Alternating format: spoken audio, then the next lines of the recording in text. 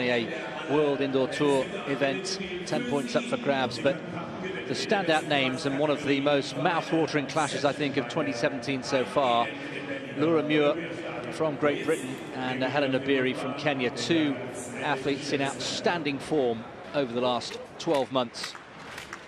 Obiri has gone from strength to strength. There she is, since winning silver in Rio outdoors last summer. She also won the World Indoor Championship title in Istanbul back in 2012, which has been on good form on the cross-country circuit as well in early 2017.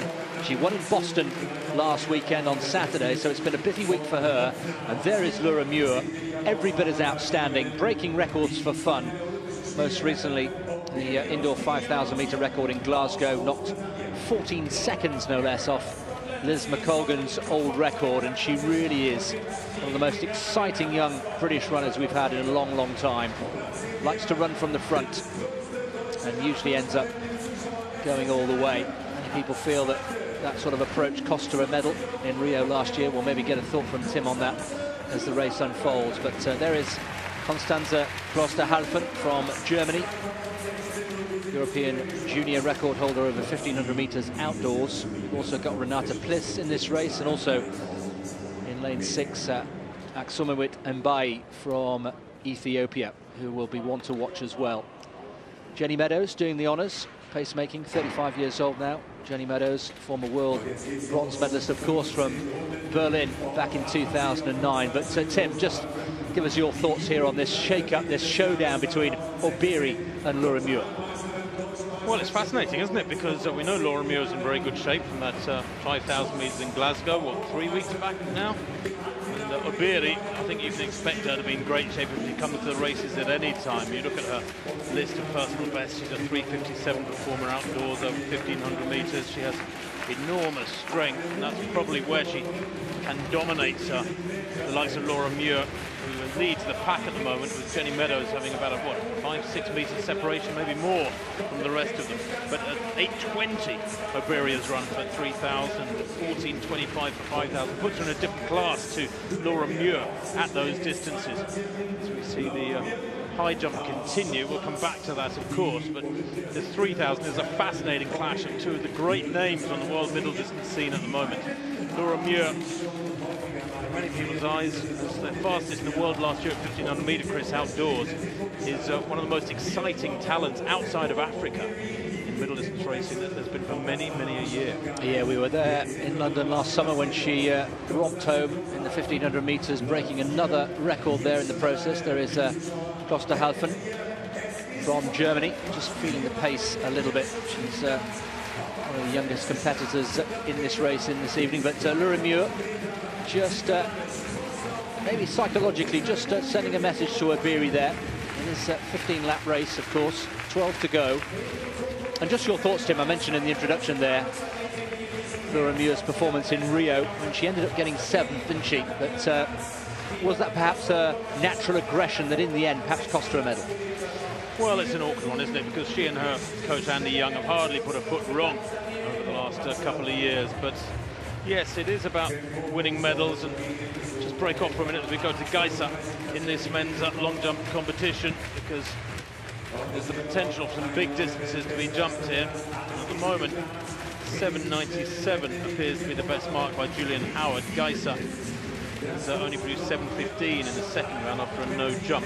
But yeah, I just think that Laura, perhaps rather ambitiously, chased gold in Rio, and it was a suicidally quick pace mid-race, which did for other athletes, not just her. Jenny Simpson, who was never really in the hunt for medals at the bell, came through because of MUIR's dying over the last 200 metres. I think if she had maximised her opportunities, Laura MUIR, she could have run slightly differently, but she is adamant that she did it the way she wanted to do it, and you've got to admire her independent and aggressive thinking in that respect. Yes, and said, given her time again, she'd do exactly the same, which is good to hear, standing by her own convictions. Donald Thomas in the high jump. That's a nice clearance from the 2007 world champion. Third athlete, incidentally, behind Obiri is the Ethiopian Mbai, who is also very, very dangerous indeed. Still only 22 years old, but a huge talent as well. And these three behind the pacemaker Jenny Meadows, who just peels off now. Her job is done, and the three of them will battle it out here over the last 9 laps, with Laura MUIR leading the way. And how often do we see that? Not very often, I would suggest. A British athlete, a European athlete, leading the way ahead of 2 Africans. Well, it'll be interesting to see what they hit 1,500 metres in the halfway point in this 3,000 metres. I'd be surprised if they don't go below 840 here as we go back to this long jump. And of course, not only Geisa but Mokoena, a very, very special long jumper with that left hand gloved, as is his one. Mokoena, an 8:18 jumper at his best, World Indoor Champion from 2008. I'll update you on that, but Mokoena in 2nd place at the moment. Laura MUIR then just being overtaken by Obiri, but she won't panic, and then by maybe just getting ready to steady herself and come up onto the shoulder of MUIR as well. So Obiri, having tracked MUIR for pretty much the whole of this race, will she kick on from here? And what has Mbai got left? Well, Laura MUIR will do well to sit in on these two, I fancy. She's been training down in South Africa, we understand. Very good shape indeed. Back to the high jump now, and it's Wang Yu of China, the 25-year-old. No. Far at the moment, incidentally. That men's high jump is at 2:26. 2nd time failure for Wang. Well, she hasn't kicked on, has Obiri, from here. 6 more laps to go. Still plenty of twists and turns perhaps in this race, but Laura MUIR has just got to make sure that gap doesn't get too big from here.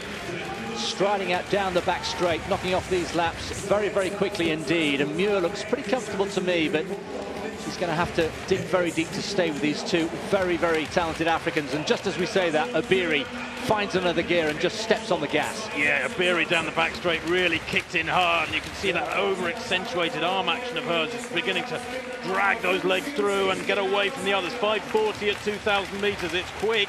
That's 8:30 tempo, Chris. This is very, very fast indeed. And MUIR has responded well. There may be a gap between her and Obiri, but she didn't allow Mbai, the Ethiopian, to go past with her. And has Obiri gone too quickly too soon, because that gap is narrowing.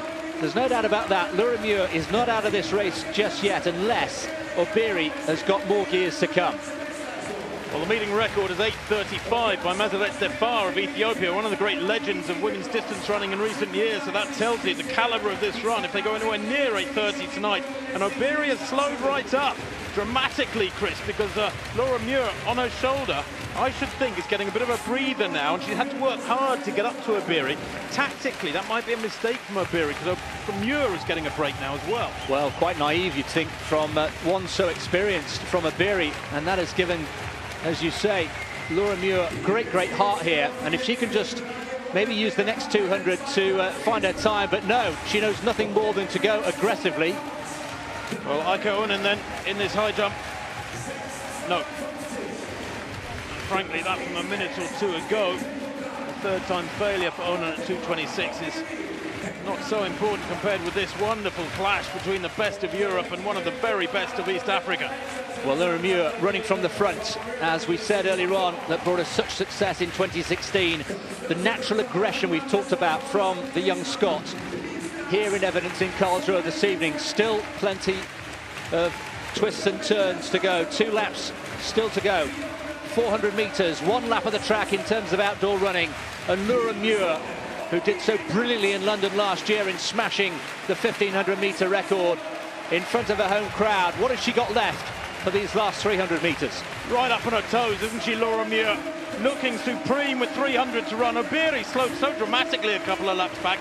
She almost invited, she almost ushered MUIR to come through past her, which the Scot has done. And now with just over a lap to run, Chris, Laura MUIR's got to dig really, really deep, because Obiri is hanging on to her very, very tightly there. At the bell, Laura MUIR looking cool and composed compared to Obiri, who's looking a little bit ragged. The arm carriage is flailing a little bit. Look at Laura MUIR, much more compact, much more controlled, but Obiri's going for it, stretching out down the back straight onto the shoulder. What has MUIR got left? Is that the resistance that's broken? I think it is, as they go past the back markers. Laura MUIR looking very cool and calm and collected into the back straight. This is a scalp. This is further evidence of Laura MUIR on the world stage. A wonderful victory for the British runner. A world lead time, 8:26.43. Terrific running from the 23-year-old. And Laura MUIR has taken another big scalp here in Karlsruhe in Helen Obiri. What a race.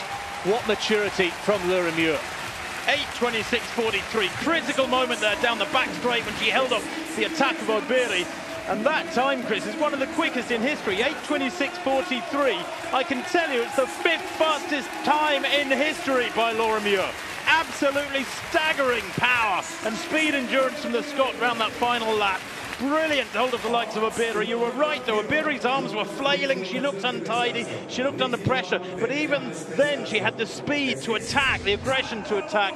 Muir critically held her off going into that final bend. And Obiri was beaten and really threw in the towel. You could see that. It's a minor point, perhaps the one worth mentioning. I wonder whether the back markers also had a role to play there inadvertently, because just at the moment that Obiri went for one last attack, she had to go wide round the back markers, as indeed Laura MUIR did. And I wonder whether that was maybe just a distraction there, but take nothing away from Laura MUIR. That was so polished, so accomplished, and doesn't she look at home on the world stage?